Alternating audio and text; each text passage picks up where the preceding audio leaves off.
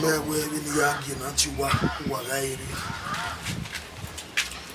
onda owe utumira sakokabo ina igwe itwe matane kibe obo abi pegbo nri bibi ti wa bara mujika kibe obije wo we ke na ke fopose akeri nato ibe ni kam wa we utume sakokabo na bibi modika me ido avivi gwe yikilira yi ira omo to go to apoma to awe na here ena we o ke ni kam wa we igbe ewo ni nu wa gu me gu aloma ora gu me we ini na ya ina we na we na ya eso mi agu me de ni me ke na to waka o me gu aloma dina na ga sani no do awu e gwati wa ba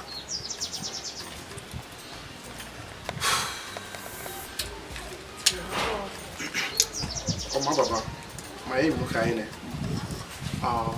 e no wa jo we bo e ma gwalo e ma ni we gwalo me no ri aye ma hazu yu na e na ya ze ke gwalo ma bi bo ye wa de pegbo no I can't pegbo ejeje iri wa no to wa ni papa we me kakabo mama o ni ro paso ni dawo wo wo so bo aye o pa ni so dawo abi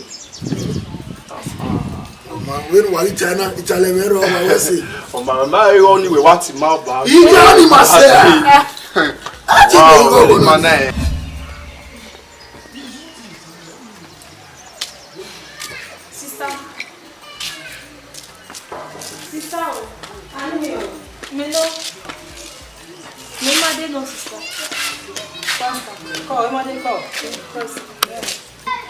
sister, we need to marry in a work for me. You were not work well. You work for the boyfriend. Oh, I didn't leave you. Okay, Esther.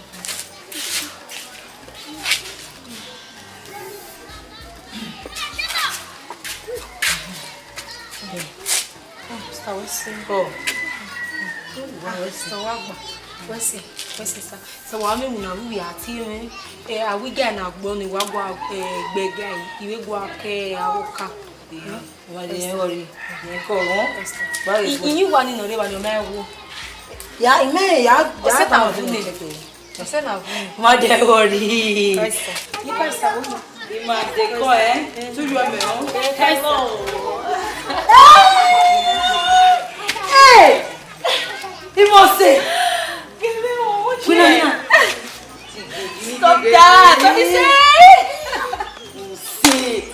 Say. Who is it? Afaba. Happy o. Biti obije. Osa. Ibi tí wá be mu ni. Mo se be bawo de. Opo ni ke onwu aru re ero na. Mo do gwa lo me. O ma e pegbere. O ma ni pe ni so wa ba drop pe na ni ati etian. Bele. Now. O mo so a. Te ba wo tu wo. Maya wa de ka. If you know ya me say na na iwe. Iwan ni doma. You understand? O ma ni wa gwa lo iwe. O mo no gwa wa we as working now. When you run your advance ne. We are na eto iwe mo you understand? So Besonia area baby or complain or calling man. So my head is saying when animal when I do I understand man tian. So ma walo ma. Oh my little mommy. No one about no agra na ba. You mean that black girl? Na, even no ni hinia. Ha, you honey o mad boy winner. Oh my god. O iwa opon, awa ve, o wa fi won o ta wa da dun nukun. O go wa polo wa, o yete o wa ni o polo na o ri yen no. O ge ni. I am tell me no say mama, I wish me. Ti ma wa mo di abana wa ko egun o ma yele te ma o ma gba ya wo itale mi ro sun gbo iwe no do wo o wa le la ene wo wa le la ene ra me no ti le la ene ogo epolopo ke no pe won wa we o ni wa bi ari o wa e be bi e o gbogbo ni awa bi aro Me why you mother we go by. Eh, problem na. Na lawo. We are just no.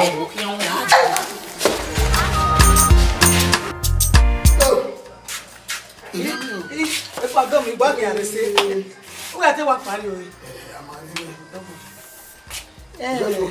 Okay, what ma? When we again, when we are here, has get me home. They were dog the cat standing on where Sonny and me want the way has get away. Eh, go come here, Hassan, has get. I mean, you know, you have bag, maybe I took to Wawa. Other, why are we? No one will be woman. And a child! Why you walk on money? I want to with a water. I don't know. But no cowboy when he come away. That don't ever go. Look, give her. He come in when you are going on. A lady, a wig in Wiji. One on you, baby, Yahoo here now. You bojo. Oh, you bojo. You weak, even me the body. Where's he? Madame, man, I will Sarah the now. We are begging you. Come here, Kewe. Ike will go about for zero kind.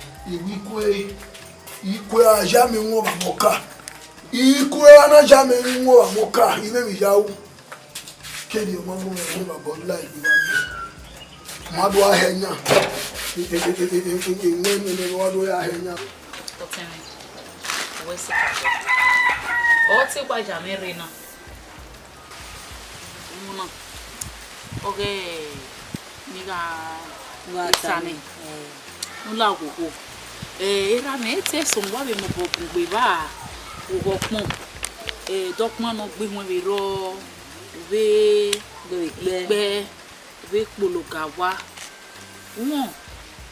Be no re ba ni we igoni. To wear every month but me I pay. As in 3 months, do when pay 3 months, you gotta pay 6 months, you pay. Really? Yes, he pay ahead. Yes, he pay ahead. Hey, sister. Okay, you no roy problem is you no worry ta waga me. Yaga ri. Okay. Paniva no. Oh, wa no. Setting. Oh, wa. Oh my God. Who are you winner for ne? Mami wa winner for ne? Who be adi wa o do lobi? E ma when wa lobi ye ba. E to kin abi ba. Only the man way. Yi lobi yo wa. E o wa winner for ne wa be adi wa. Nda ya winner for ni me de gba adi ogun ma. Kabo na. Ila no problem you wa. Oh wa gba ori ra kakabo. West. You start with no we mu na me. Yeah. You be jugbo gbe ni eh. We me kan po me kabo. We so am easy. O ma kedo akokero ma. Am easy. E yo no West. O ma stani Europe. Si. Wa West. E o samba bo.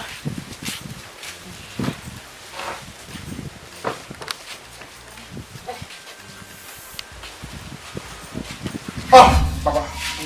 Gomo. Ngoa. Zewe na kaka. Omoko ni na lele we na. E maribu.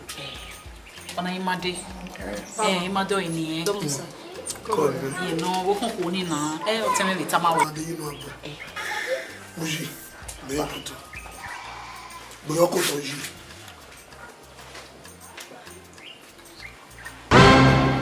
Iwa me no water.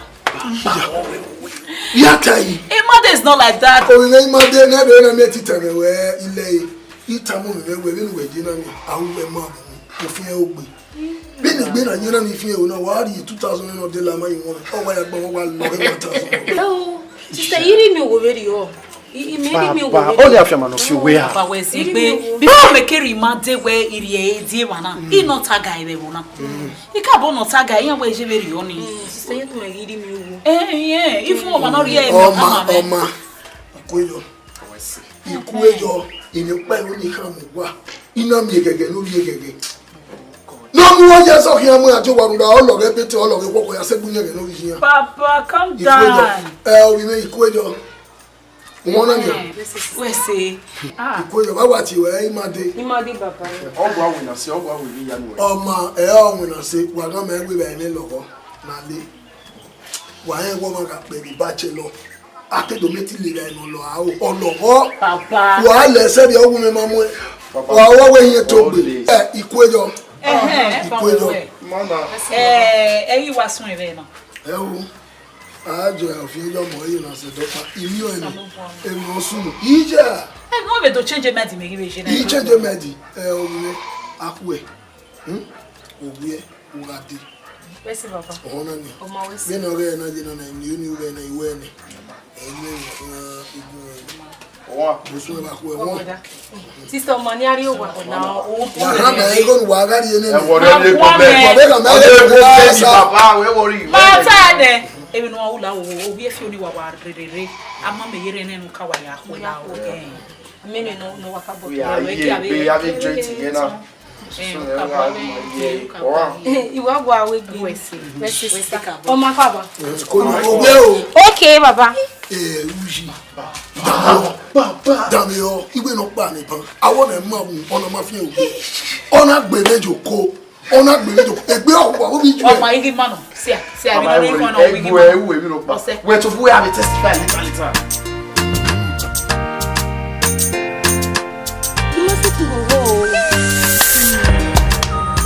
Obi sere, igogo nu mmegogo na egbi meto bi me. Ndege no ya time mama, obi ni go wo ni ya pay na. You know we sister, I'm marrying you. You know go no pay. Owe no hiara sun no sun. I work for 5,000 every week ya sir. 5,000 naira. Imete a we me bi otama me we 5,000 hiara ukiki. Oh every week. Uzolo ya pay me. Oh, 5,000. He must setting go for 5,000 uzolo ya. Dem no kyopa. Isi. Oh, when me me 5,000 ukyopa. Ki me hiye gogo. Ame uzolo. Ima o, we no solo boya we na ma ya fefe me ma dede go ebi ni mere ma na. Ima oni ma dede kam. Uhume elef mi na ya fefe ke ya wu na imuna ni. Iki awuyo. Boy, Osena. Ume ya fe fike ya mu. Osena buji. Obi sheme. Egbi mu na me be ho ente. Me be bi osi. Me ami gbona ti me hia dashi. Isi, ya go go. What me wa ta no is aloboa. Wo setin wo na me. Yi. Go bi ni beje na. Eki e ya anu na no na. O ye 100 naira me. Ini na no ni. O 200 me. O 500 me. Ini ya fefe. O wa fo na. E mama we fi na. 20,000. Isi. 5, 10, 15, 20. Ebi eni opa. Okay, for do I? 40,000. Okay, ah. Do guys 60,000. 60,000. Ya doctor, no. What doctor? Iya go to ni whether 3,000 be 4,000. Abi sister ni na ro do ni no. Iya eme ni ya igo ya wu. Ni na ro do ni igwe sister ni wa gege. Ni ya na me go na. Iya wa gege igo ni kire ni. Iya me kire ma je. Ni me pe po. Sa we si la fodo ni me. E wori. Gideme iwa lu mo me bodon. Mo me bodon e. Iwu na no gba mi na. Wa de mi na ba e. E wo me bodon mi. Wa de mi na ba e. E mo ti na wo mo.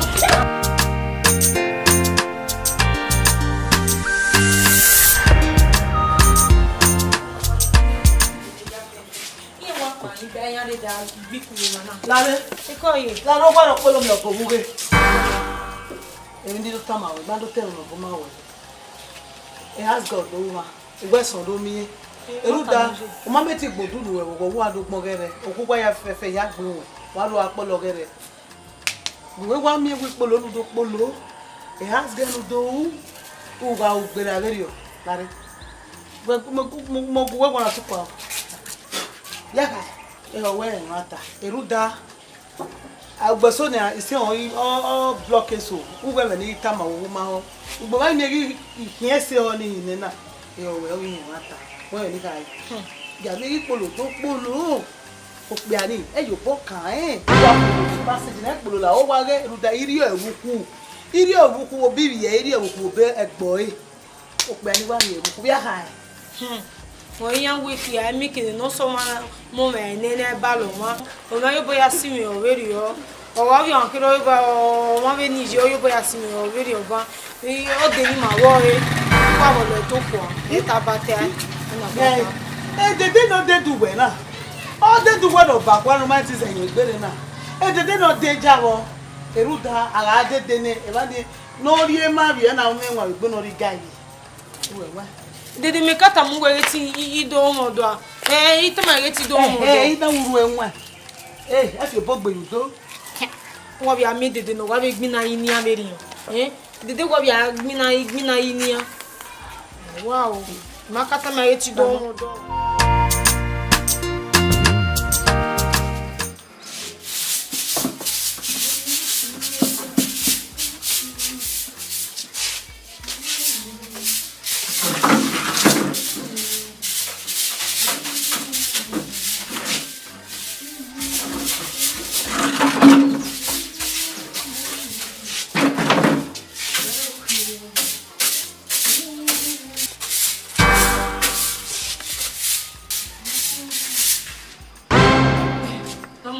Made.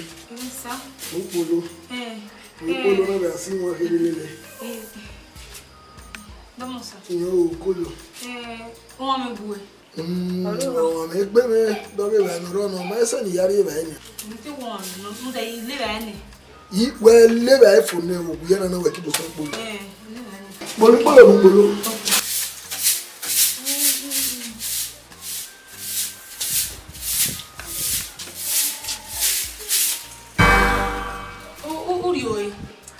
Ya boy. Okay, ya uno.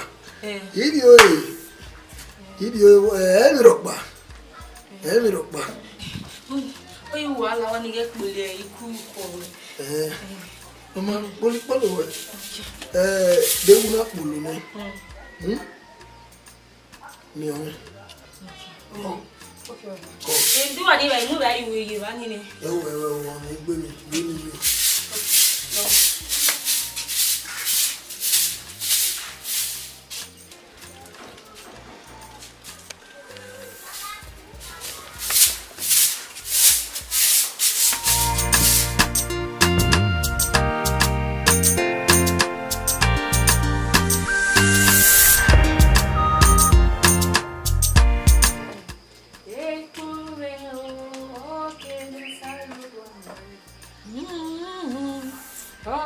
Salubano, ekpomeo, que no salubano, ekiti.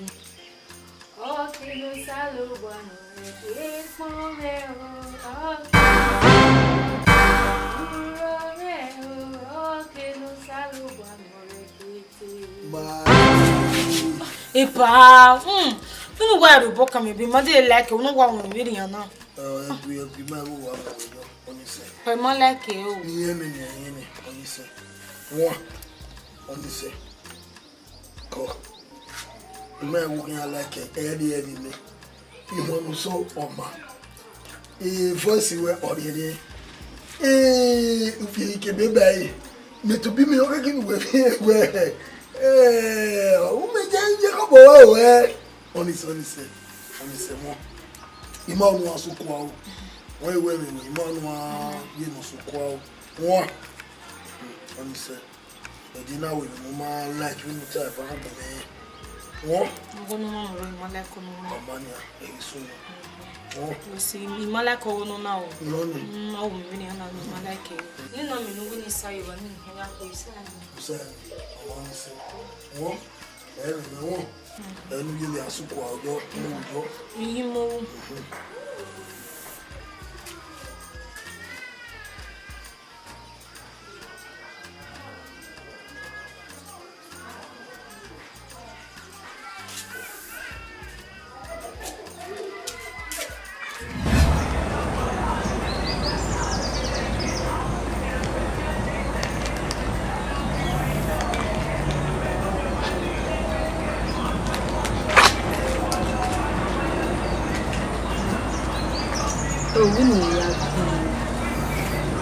Bilo ya nrio ni ma wo kwa wa gide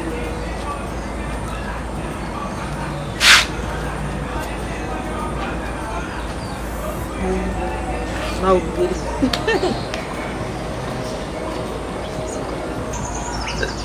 Eti matele we mo yo. Ye we mo.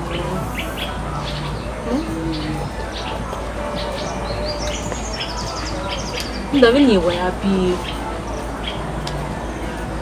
Buno ya ge mi ya gu epolo. Oye wo no we mo to ma no ya ta ma yo. Eti ma ni wa bi.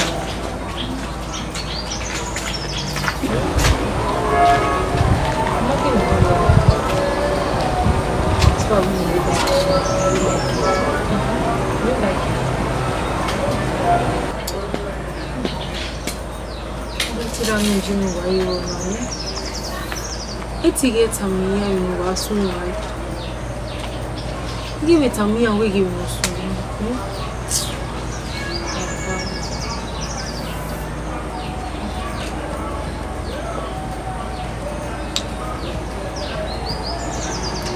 Daddy Kiboshi. Yeah, bully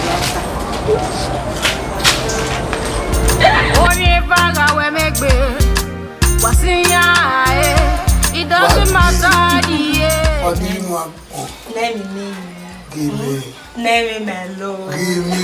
You bury your go. Name I do bury your go when I saw. Oh, no, Botie. You only move. And imagine, eh? I don't know me away. Oh, you are. Do at away or now walk or hurry. You better go. Ebona we on him, no. Gay, then Billy Aquio, any way. Yahama, Mutabuma, your faith, woman, we go see. Elimination. Put up on the van. People that would be.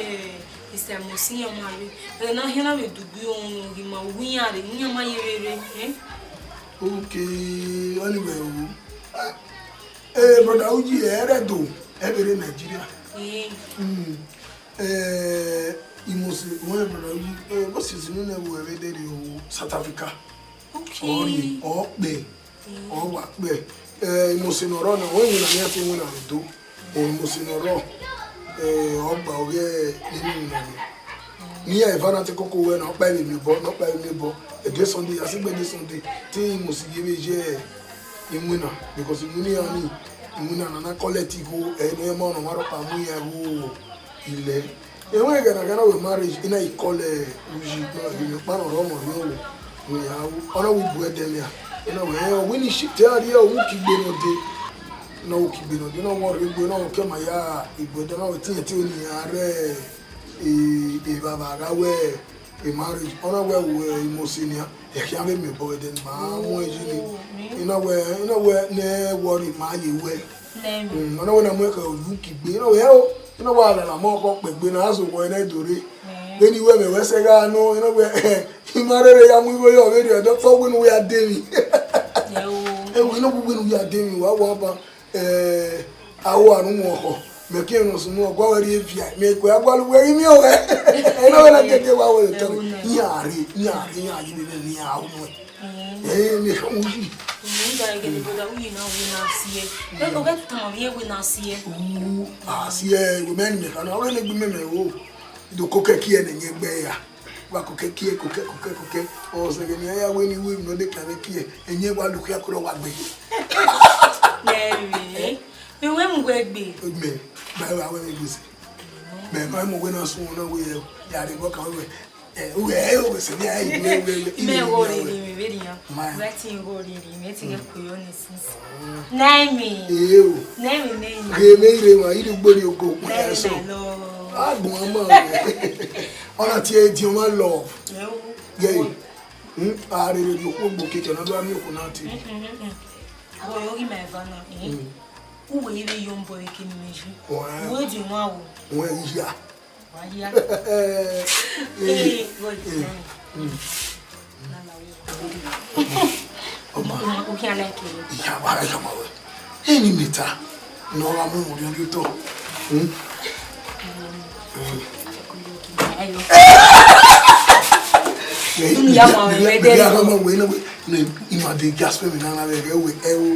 Unati awe chaya we be bolu mu fo.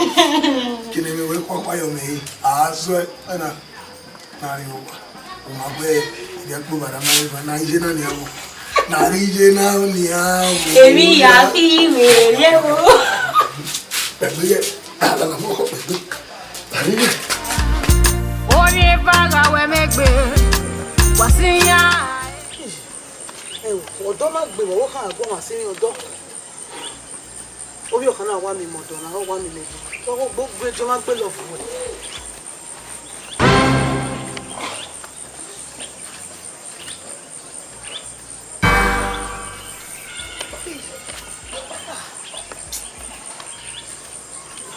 Yo kan ti mi modo yin ni awon.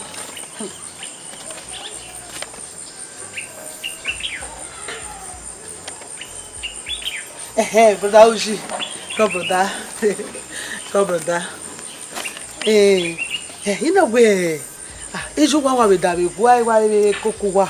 Ai re koko wa wan wa re. Wa ke wa we gberu wa wa. Okuru wa re geru wa. Wona wa me se gbe ne ru wa mi gojo ohun. Ku ba ona ogun wa. Iya. Wa re ba. Iwo ma je ni marriage, o wa re ne. What do you want to get? What man go can what you give ask get? Oh, can we go your woo? Anyway, buy your revenue, go and go get him. We are hungry, what are we are hungry get of Bewa? Amao. It's a way of you. Me, there's a way.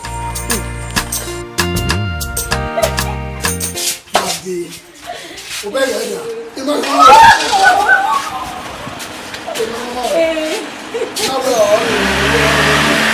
Boy, let me know why go over here in wedding. Oh, let me left for your nonsense.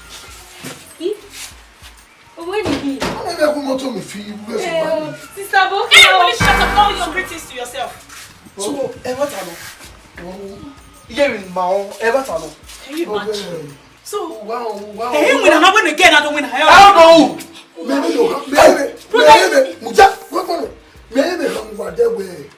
You know what we don't do now, my way. Here they come one day. Papa, follow. Book one hour. I will not know that. I'm not that below. I'm not that below. You know who said to come up. Hey, no, no, no, somewhere. I have taken off. I take it off. You need to leave this house.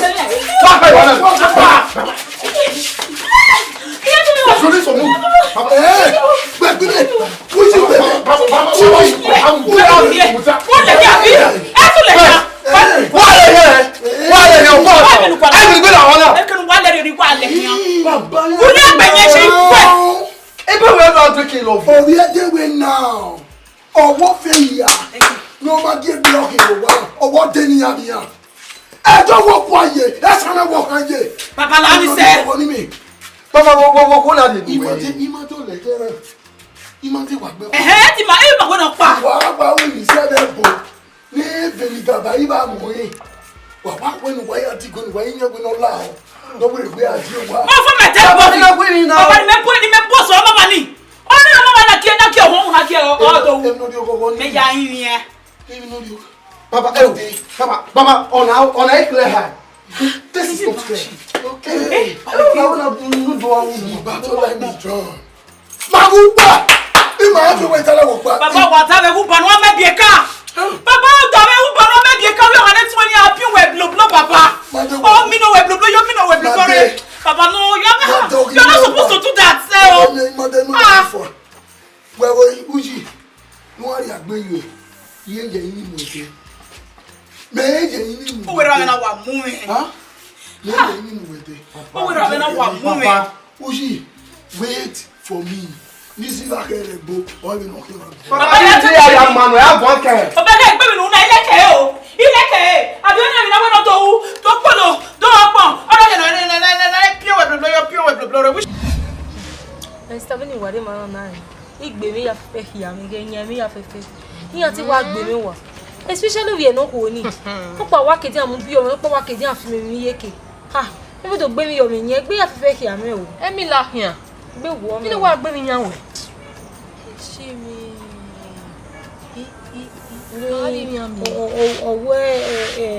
Iya wodi emeri do akin wa ni ale ba ni ri. Ya mari eme we ni da piri yan blomblom. Wetin yan we ni da le ba. Igbe fe wo me ni ri ma na. Ogbe wo ya win na ni ri yan emi baba pagbe. Te no ki ogugbe. Te no yan he gbo aba. E ka no he baba dey. Iga ino ho o se ya na won. Te ni ye popo pe pa na. Salo joa. Wazo.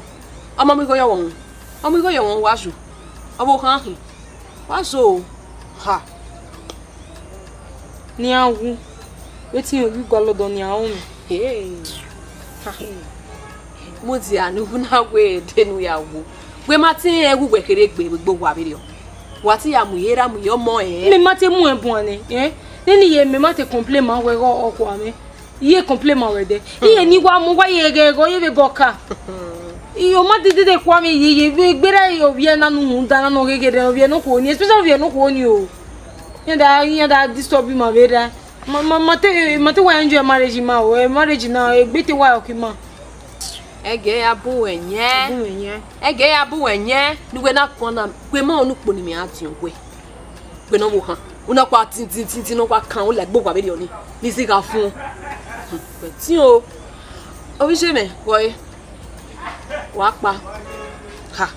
Wa pa o. Ya gbo a. Mi dan o. Wa pa o. Bini de mama. Igbe marriage na kan me.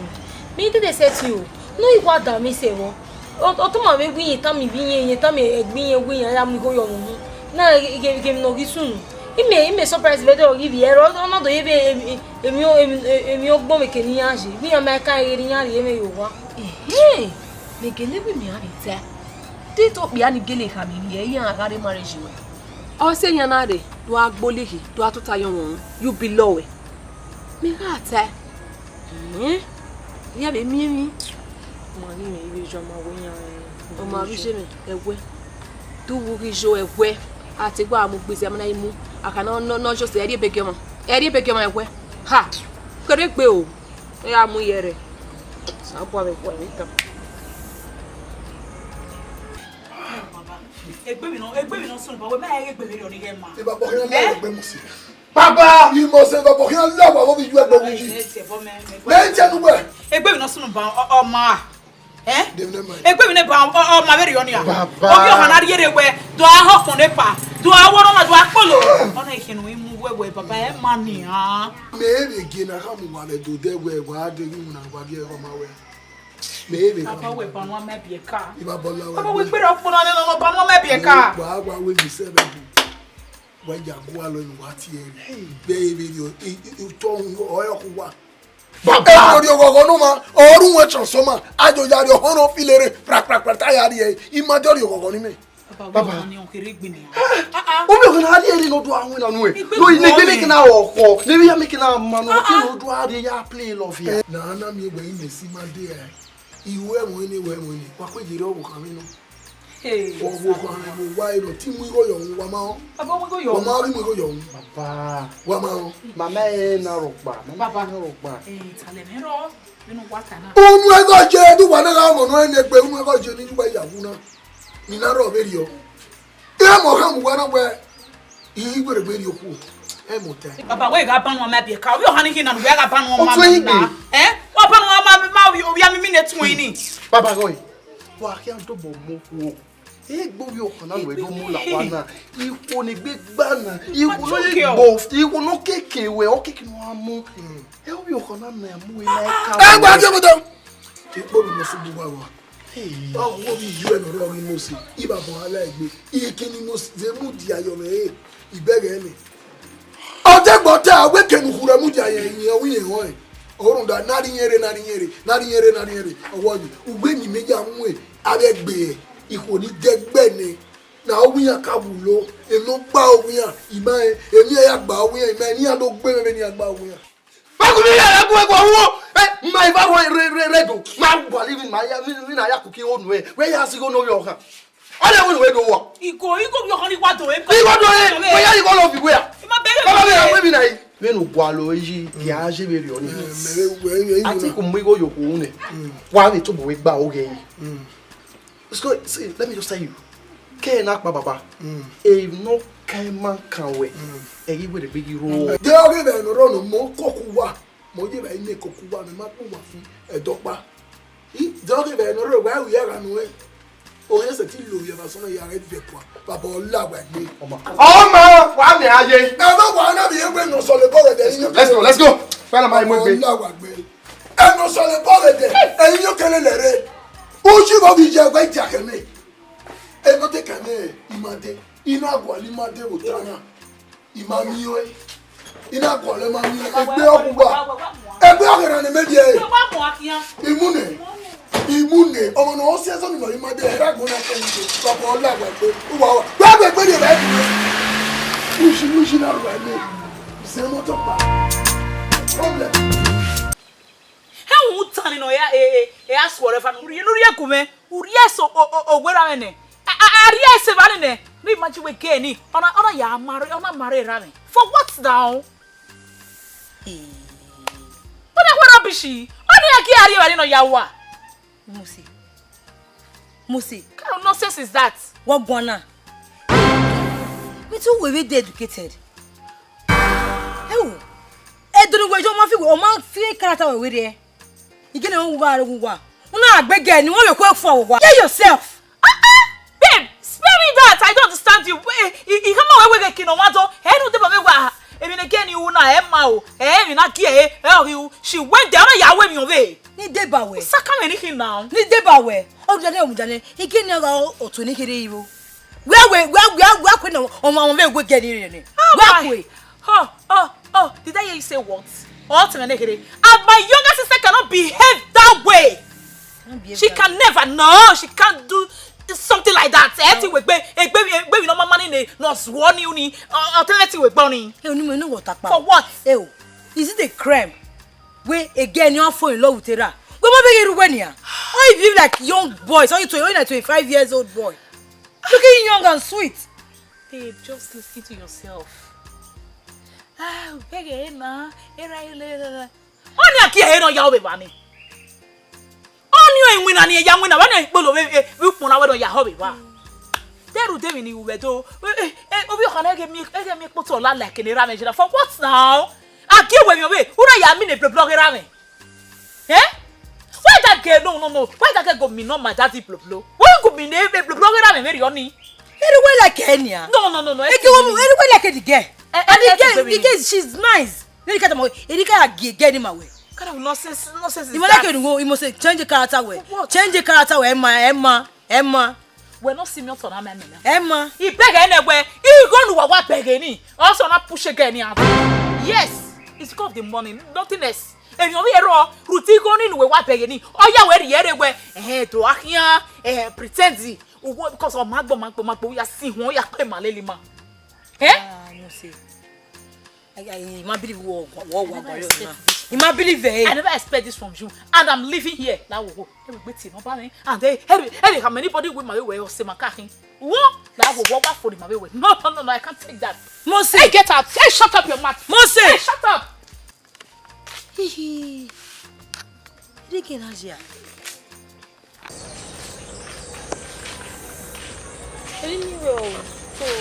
Ona ibuwade yo wini la wini ni mu yoto we ni ge igwi we do yin yan no ni we katama we do yin yan an le wa se wa iwe ro iwe de gbegbo de gba ri edo ni so iwe no te si ezo ni ma iwe omo no te si ezo we no gije na ogbon iwe girara me iwe de gbegbo de gba yan ewo we da yen bana we ipayin wodo ka ori de gbedo lawi so imate de gwa lo we ri o be ma we ri o ma we ri o iye gbe ya di pawe genu riri ohun awe we o gwa agwa we no me kinu ri ahia so we no wije na o ibe mi bi o ta na wa we gwa re ni ahia ndo ope no re me kiri atama me ni me ahi me wa mu ja ni ka do yin ame ni sho o yi wo gwa we wa ahia wo ta no me ke na le re we bo ya ope ni ma ibe ya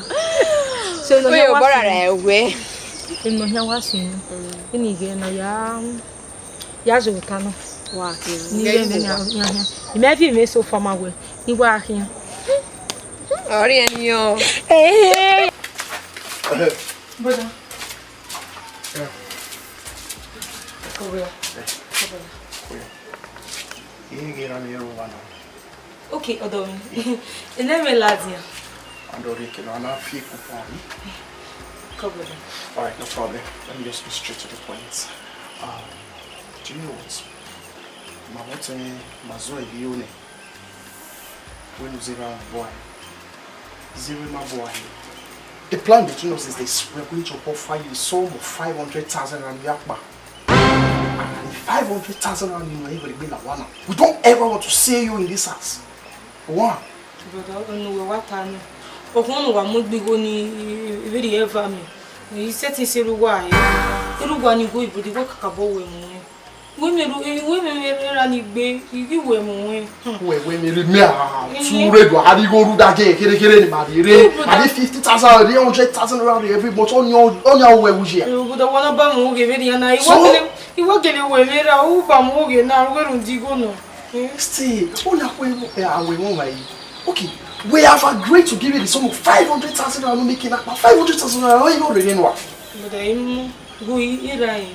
If you go ni, you work kakabo we me re mi ro pa sunu dai. Ma mi ni we ya we mo ri we ya we me. Aje, look. Era we are here quick go. You are too young for my father. Shh, don't say a word. This is my offer to you. I am offering you the sum of 500,000 naira. 500,000 naira will take you a long way. All way in Obunwe. You can do a lot of business with 500,000. Take it and leave. The last time I will set my future eyes on you. We are like him now. What saying on you? It's me. Just go with 500,000 naira, please. Okay, when you're running. So you're pretending to love my father? We pretend. When you're playing love, no problem. Don't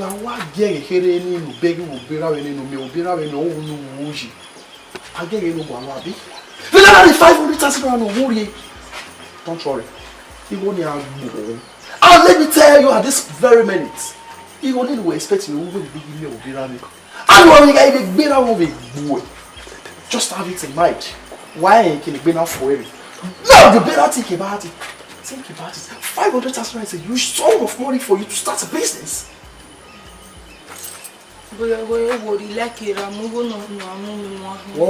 Just think about it.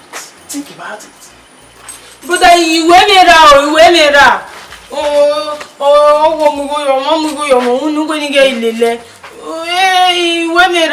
like it, or no radio, my like a video, like it.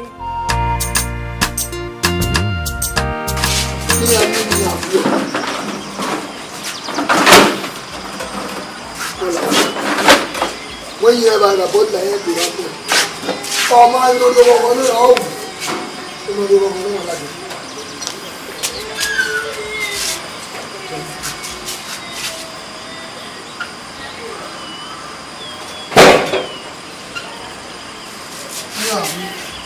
I'm saying,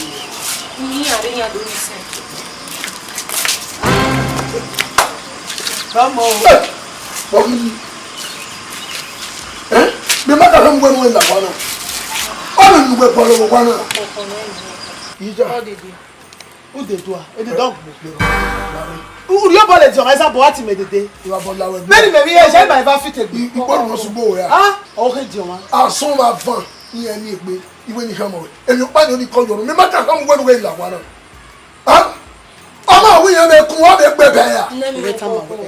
If you may, why you wear say, we may again wake a oh, bizarre, really. Then you wear a dog bonania. I move eru do ali bi na no eru do apia me bi na Igwa e pio mi na no pio mi na. Aja mi wo amo ka won na. Iwo. Nemi okoko ubele gbabe dede na. Dede no kwakwa dede no kwakwa ewu bi okan ye gbe. Mo bege o nu da gun me si me. Mo ma se no bi me. Mo kwa kwa wo kan ye gbe o pe na ma se no gbe ga enjoy. Ai je wo pe o keke lo. Mi no lu gbo lo wa. Igwe ni ka mo na ni. Ubege na wo kan. Me le dede won bi o kan. Ede to ma be ri o kan. Joma bi obi o kan ni. Dede o se jo. Dede wi en pe eru da o kan agbo dede si ni to so no. Ọsàn náà. Ave dede no bi obi o han se ni. What don't tell my way o. O tell my way o. Fo me nwa o. Ye na yo po se kan no ma nu pe ne pe We ma na ri me ari ugwe. Agwa. Afa ba so yan mi egbe. We be bege. Aso ba be. Ai long ina to ba mo tu bege. Bi na to ba ko ma be die. Egbo na egbo lo. O no emi an du na ti ziku egbe. Enwe akoko gbe ogbe no di opo ni won kokon. Okun egungun egbe yan de. Wa ku ka dan wo ero we to bomu. Opo ni so akegbe. Why we no work out with the senior door? Me no palo e. You dey mad? Wo ma no work out with the senior door. Wo me no palo e. Okay, you ma ye me amu we. You mu so. We me mo ke ari we. Dede mi nu ne ma like o. Dogo gwanu mu nu oje. Nemi Me na lo we do la. You me ti be like it. Do you know? Onu nu se no abi o wa le me si mi o do. O se e maro pa me ti mi re. Ma bu gbe, o maro pa me ti se so me. Ohun do no ke bi ada le ga lo gbo. Owo kan mi pada fuja. Akukwo owodo. No no bro ti daddy ma. O pa ti daddy bo wodo no kajo. Afuwe kuwe baba ola igbe. Toro we gbe adie mo. Amiri aye ko e. Beto beto omo wa fe bon. Japa. Nínú tó ta dédé tó ta yo wa o ma pa ni wele ni o me brother wu yi Ese yo o pa gbe me ko ni o ni. si so gba le to bi o han fere no o me brother wu yi o dédé ri wodo Se yo yi. Baba ola.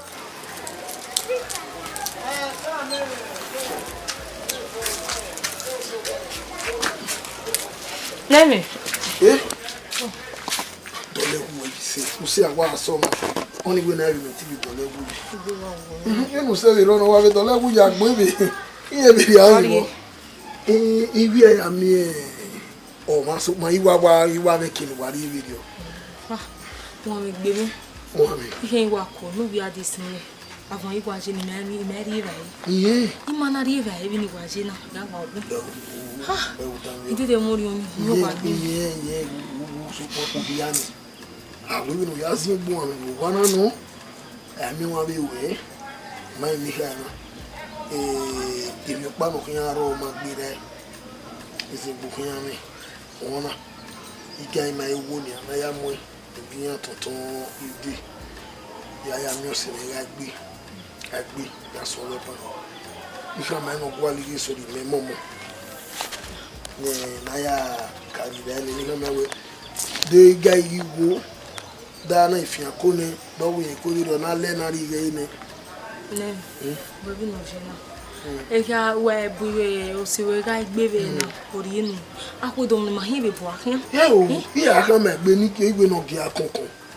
ni wo ni akoko mu da bi no wi je na o je na wi we ri te ni ari ari se ri ebon iyan ma ri o ni ide gbere bi ni ma yi wa je na ni ma gwa bi ma ya gwa le ba ye ori bi me no ro ni agbodegbe edigwe se dugbo bi ni aka egbe ru dugbe ya abolo jaye mi na te bi a ogun gbe ari le ṣùgbọ́n bí mo be ya mo di akimi na ori mi ni gari oni wo popa ugbo ni mamu ni abi ni ma ya se na iga ina wo ba emi ya na gile de jo ugbo ina keke o be na po no de ti ibi me ya be do amu mi wo bi me ni unu he su mi ni ibi na be yin na ka wu ni na gbo ma ho kun gbogbo mi ya fefe o ibi ya de gbe sun ni unu je na ya sun ni na no ma me ge gbi ma wa o mi da mi o ni o se na we ya me gbe ban ya me gbe na gbe gwa li ro no kokon ri mi ma bi ni ya ta na no mu ma be ge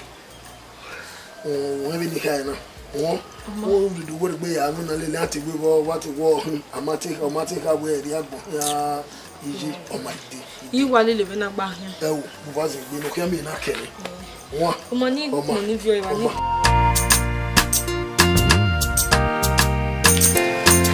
Your hair is very Yes, sister. First. Okay. When I go around now, to manage it. Oh, So we are here. Madeo. You going to anyone? Here. Ave you opiana USA. Ili ya USA. Eh? Iyo mi o no de gbe pa. Won de gbe abok bi na wa. Sister. Boy. Mi minister Musewe brother we are umi wagbona. No ya me ya fike gorie. Bi me jina, me we me rinyane. Oni we me rinyane. Okoni ya va mo ho. Okoni ope afia me ho. Ipa yi wa ni re. Say we me ragbe. Mate. Don't want to piave giro wagbona ni setting we mo ni ya we me rinyane. De o we me pagbe. Ya wa ge ko kwa so onye. Gele. Iru go hoena. Titi o se me inosi. Gu o ti no pa wa o ge gile gele wa we me eriyan. Eh? Ni lu gwa go eri. Ni wo ya se gbe ni wa pa. Imeriyan na. Wọ́n te okay. Ni we wa ya de gbe ere wa be kwani. O igi e. Eh? Sister, where did they go? Oh, you know we say, but it's time to boy. Ya me doing our woman in me needing you to boy we do where you were me ragby. Oh, I eh? You were me ragby. It's time to say we no get the day game walking. Oh, give me what's in it here. He do no game. You are woman. Eh? No, Only say, eh? Saluba go. so. Una ne ivie na nya yiri gore. Iru he ya manage ye na ni ah. Ike ume irinya ati ibi ari ba. Iya winya iberi ba girinya. Irinya setin wa ro wa o. Nde ima no de nwi na ima oni ni mi ro pade de wa ga ori o yeye. Irinya wa ro wa ya ga jugbo ni ka we de. E mo ka gube okun. Ya le gube okun we ri o mi. Ya le bo ma we jugbe na we gun ya gbe hun ya we ji go mi. Iye fe ko akokerinya. Iwe mi ri yan gbe o mi ma o ni mi ro pa sun de o. Oko ni yan ma ni ari go gun mi. Ni ma ni ari go giri yan. Oni ma ke ma. O fe ka ro ri mo. Eh. Madi. Eh? Ko e wori. Agwa le ni do boya jowa. Eh? Iya we ave iveri enu e. Ima we ave. We understanding ya. Mama, sister we say. Sister emi o. Munda hi o mo do ni ogu ti me mi wina. Wa mi wina wa okmo wa agbon ogoro no o yebe ti mi. Wa mi wina wugbo ti mi. Ige be ni no ro odoko won ni maye wo. Imade oni se wori ara ti egwe. Era ti egwe. Ogun ti mi ni dugu we fule. We sister. Ko won. Gba woda fun we o. E ge lo pa boda we. O. Eze o se me. Sister mi awa go pe ani. Ha. Emi e fe no te wa lori me ori no te wa ri mo ri ya fe wa. Your happiness comes first. You know. We sister. So what? Mama. E ko to da fun me o. Okay, sister. Mama o. Yo, e ko. Bye bye.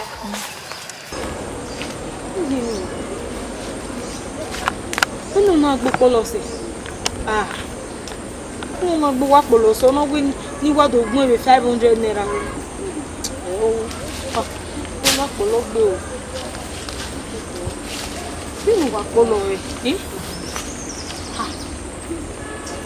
Yeah, good for no gwali go re ba o. Awu ni 500 naira or 50 naira jo be buy. Even go we say 600 naira or 550. 50 no be do hu no be so me ya wo mi pa. Ah. No polo. Wa du go ni aso wo ya wo ni so wa na baba na na. Wa so wo ya ku we bi ya ku we gbon do na ma.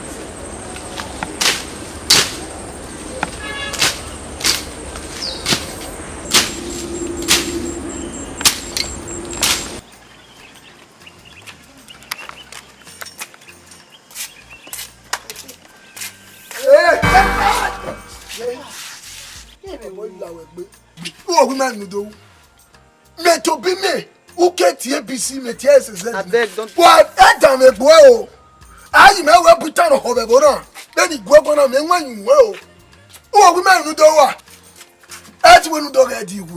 o we me to when why see me am jo magbe never so o yara fa why ba de mu wa do gebe ne be ne me ni to ase na oni se o ma babe o see e ko no ma never so o do ke ba fa enya no ri to o kan do ru o se do we to ta bo wa gbe ta me gbo e da me gbe da mo me we put on ko la we gbe so we go ga yi fu le unda no me ya kan mi ya o we aka we me we me gbe eri ya fe lo si lo no ya kan mi le do telephone without no wire everyone be ya you gbe me no ya ni mo da we ga ru da we la we kemi ina ru da we la we kemi eni ni aya bi we yin e wa kwero baba de tu ni ku ye fun wa o wa ma so baba o la we gbe Vaga we make be wasinya it doesn't matter the age. Ufo lari na here. Ide na ye le ibe. Wo gbe fa ma jo e na. Eh. Wo gbe ya wo wa. Na me wo ri ma mo igalo. Igalo here sa me wese. Oh my God, na ya sa me wese. Wese eh. Ina we ni za bari no ha me gele da agbi ma. Kona.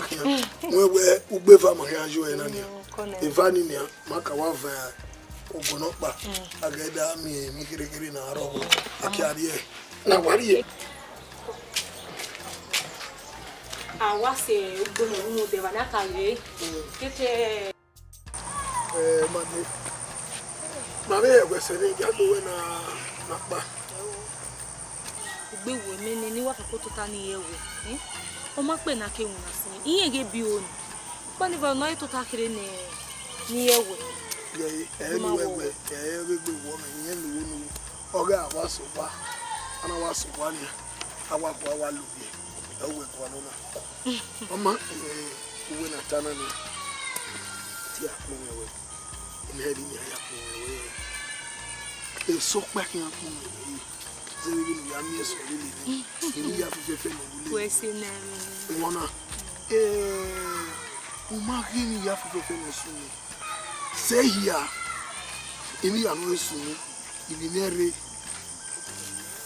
makpa bi bari Yesu sekin na kana ujelele mekin bi me so ni bu mi ke bi pa ina si ina we ye di oku ina we di oku yeti mi oku ni ko me mo meti gajewe na de e gboku ni kari so for me be do mi we ni mi we kibi ni ya we ni bi ya mi so le ni ona le do ma so re oku ni ibi mi ni no we we si kakabo we si me Bini me binu we ko mi me mi ha we ko wo wi o ipe afefo se tin awo emu ko binu we ya we mi megbe o he ipe so no binu wi ya we ni ya ze ke wi go ni ahia gari giyan ko ni no ko ni ya rie o we ni hia wa ya zoko no no mi hia ya gbin ni o mo ni no ko fo we be di me ti su we na you me we iri me weje boy we di mi akia udo bono po maria do amaru bo me boy ndi na awe mo ma na no me na o mo pa nya so mo O te na o wa me o gbe ani we mo o te wa o te ni me gala o ga ko we ti me with 30 years o ga ko we nu ga ere ra me ma ke o ko ni da ko ga ke me ini me ma ke o e bota e se be jo we na number Benny we mu na number we mama we gbe mesa nyebu na number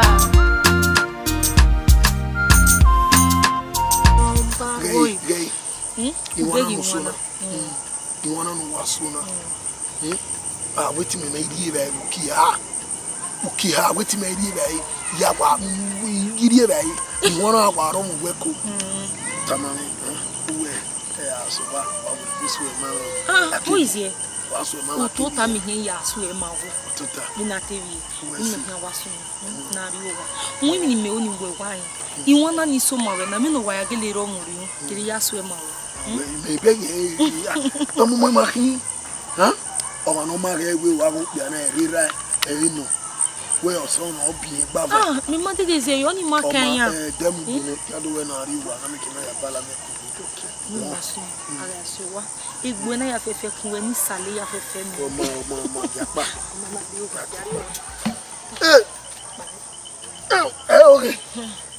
Okay. I'm here on your own. Nico, you modern Nico, one in super as well. I swim it. Ivi men wala wagumezo fobome. I can't have no. And they know the Madiwa we are so. One make be. Huh? Ovi ribania, ovi eko tutu one and hiri. We are not me by the Ariene. O wabi be wa bana wo make be. We are not me by the Ariene na. Ah, ni we no ba.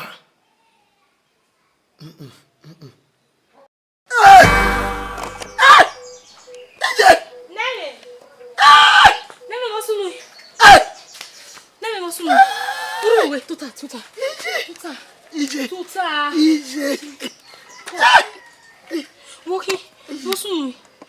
What's in the way? What in the way na bosu? Ije. Let me see what we do. Ije.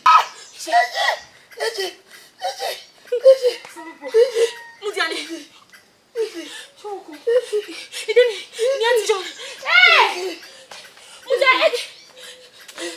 Tuta vedi. Choko.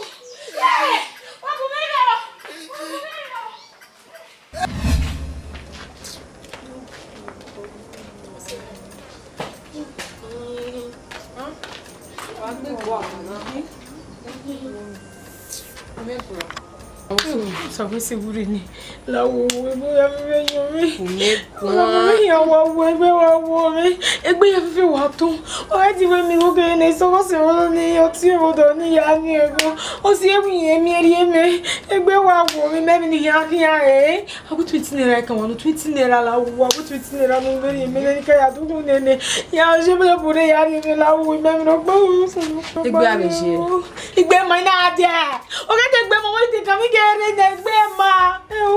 Igbe wa yenyo.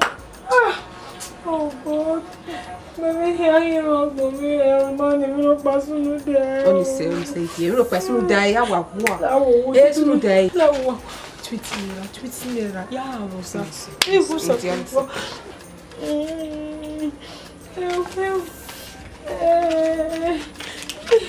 Boy, you go ya te ya dukun. Mi, ya dukun. Mo le dire ni. O ma wesi. Wesi ya mi we later. Ma afian ya te ni nuku ne. Afian. Bi re ne o. O gba wese. O ma later. Oh. Boy. Mami si no. Ivi men wala wagumezo fobome. Ivi akmo wala wagumezo dokome. Oye baga we megbe. Hello. Uye. Womenita. Uye. Ogie ni mi. Ogie fini. Uye. Eruwa hin apadu. Uye eruwa hin apadu. Uwe hin aka megwe ma ogwe igbe mara erenwe. Ha? Bona kwa he. Bona kwa si ayi no shi. Rudi ko no de yowa. Isha. Iri ku kwa gbegbe a. Anyi meri o na. Anyi meri o. Ha? Ro bi de nyo hesan. Yo ko e. Ogwale da eri ne. Ha? Obi de akoko yo kokore. Egbe gi ro bi re obi o kan. Pa do mo ruwa. Do mo ra. To gba oge ra. Ha? Abi gi be ru gbe ri meno a. Ha? Ninae osie obokeda o ya me ku egwan na anide hen we gbe. O sie na ku egwan. Toy, boy kan me. Ira me ma no. Today audio bi okan. E wa ya na hele. Mutia o, audio bi okan. Wa gogo. Wo ma bi okan ni o fresh blood eruwa. Ha? Wa me no ki se no kokoko yo kokore bodo igole le ya kian. O mo mi gole le ya kian. Ah, egbegiro pameru kwa. Dogba ogera. Dogba ogera. Awe gbunu ye niye. Why is it kana gbunu ye niwe? It's all me now. Dogba ogera oh we dogba ogera ko ma gba ogera ni ma camera me. Iyan de wa yen.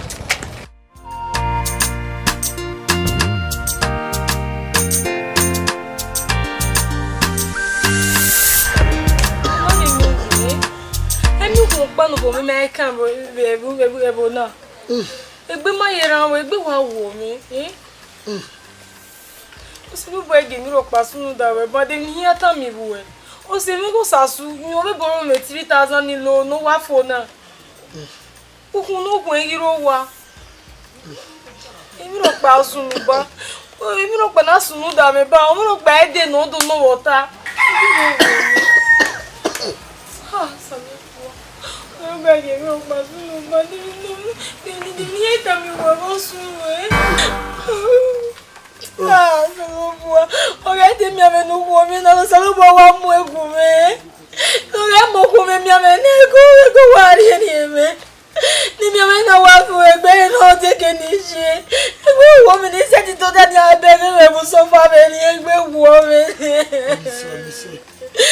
won't even look past no way. On the heck, Name your men, so I know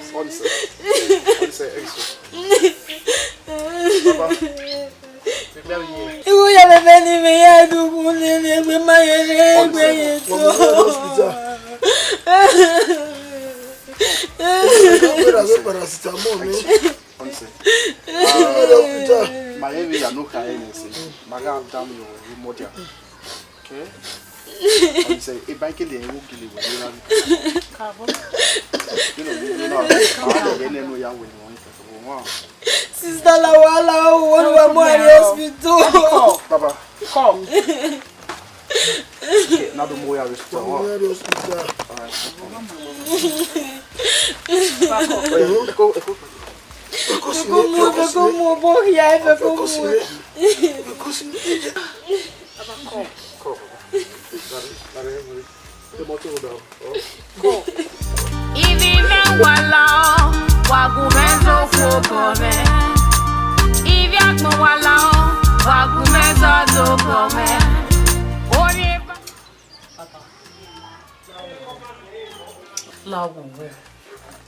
Ogi ma bo bi je me wuji. Kemi ni mariri we baba la wo ya bi ma la o na wo. Uta we owo kun bi na ri mate mama e go we me we. Ah shit. I ma ga o we usma be iyan ni redo. Abi bi aleke ni redo ni ri opu ago. No. I ma ga o. Baba me ga we mo ma o kele mo eta we ni ana. Baba la o. Baba. Aga kamane go no ma o ko na ki. Ijaji. Kapo. Baba. Geno boko ku na ya gba oge we keye ni ade. Ma hoin, ma kakabo hoin ni baba. Lao. Yo ki ma bi ma papa. Lao. Gamige okona. Marie zebo gi ma. Ruda. Owe do ni je papa. Ihu ni roya. Ero palo mumu dero. Wa. Iya ma mu egbe ipi anu nego eyin agwa lo. Nene mi kundi kakabo ye. O na do agu we ro bi ama. Baba. Uji. Era mo ya pita ma se ni. Ki na deye se mo dia. Ba ni agbon na se. Emi no ma ni o ma yin se na se.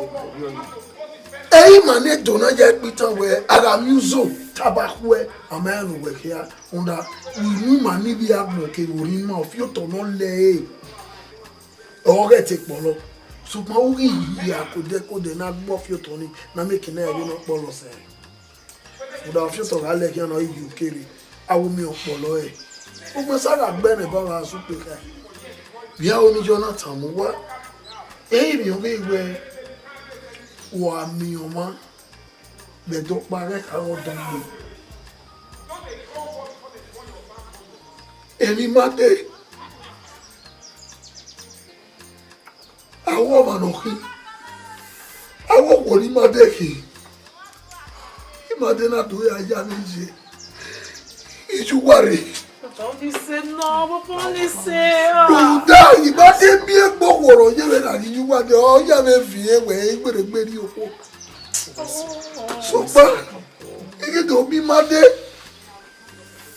ena do ewe ki ewe me na mana Sofia Mary e ga bi agbeva iju wa oko no ma wa no ibi ma de wa re ye o ya da be se ni o we bu wa uwa ka bu wa we gbe se jo be u da ina wo gbe ma o gi awa Oma, tegeri ono, tegeri. Iye me po sa. Kinu wara bumere. Oye me kini se na bo so lore. Mo se lo boa. We ngbo ma si hunda. Adora mo ne ota no ma kian. Iya buwa. Hunda. Akwa mo dan e pe wa yo bero ma fi omo ni yo bi yo ma si e kegbe unda a mo no o no ma say ya no ge ma se ni abe ata ma we re ni bi me wu me no ge ma se de no ke ari me wo ge o ma so ni me ata ma o ge wo so wo me iya buwa we ko me ya fefe kemi ya no wawo iya buwa ona akenyo pa o sari jiji ona yere keji ibi o pa no ke oye aku wo bun adega na mi ewe beni merje na ni ya we wa yize yo me so pa ori ma den ro wa gume mi gege no bi gege wa gume mi akonfe bi nya we ofia wo yeye ama wori o efo gbegbe uno omo ana usero sele leme ile kere osu se serio baba mi ba o ka mo me won me bi iyo ni ga o wa te he a we nge no se mi averi we mo na mi ba ino ko se e o si mi averi